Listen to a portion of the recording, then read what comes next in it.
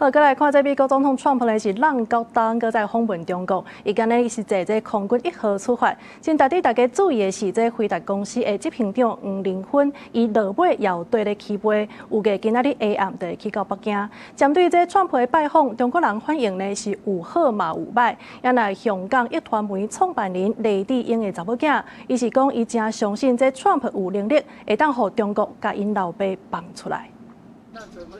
至今正外口遊客來去去，就甲平常時同款。不過對北京和中國的民眾來講，這場浪高當總算要上場的傳習會，有其他蠻複雜的情緒。川普這個人很勢利，是啊，也是說變臉就變臉的人。我個人感覺他非常真誠的一個人，就是對，起碼他來北京的話，能給中美關係破冰吧。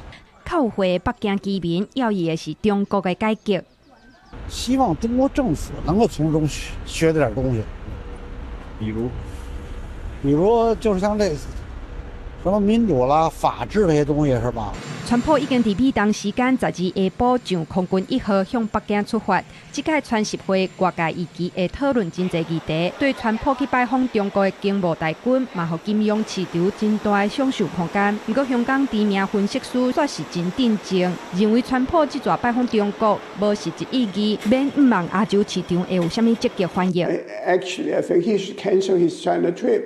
It's only a vanity trip for him. 不過，對包括香港壹傳媒創辦人黎智英的查某囝在內，一寡親人封關佇中國的家屬來講，川普這次拜訪中國實質意義，就是希望促成因放一寡人。And I believe that President Trump has the charisma to get that done. I really do. So President Trump has expressed his commitment to freeing my father, and he poses no threat to China, and it would be extremely detrimental to China should my father die a martyr should my dad die a martyr behind bars. 李孝文警告78歲黎智英的健康當咧惡化，希望老爸趕緊放放出來。伊進一步批評檢方向時對黎智英提出的所謂強暴罪名，99%攏是國安法實施前20天發生的代誌。另外一個對傳習會有高度期待的是伊朗，有民眾表示中國佇台灣有真大的經濟利益，閣是伊朗石油的重要買手，希望習近平會當發揮影響力，互川普解讀對伊朗的施壓。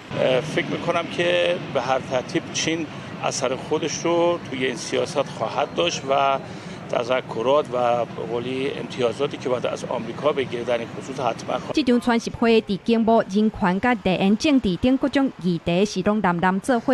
啊，那北京的紅地毯背後，到底是會當為動盪的局勢再來實質的破冰，還是個人講個人話的政治秀？全球當目睭緊緊的關注。公視新聞王如雲編譯。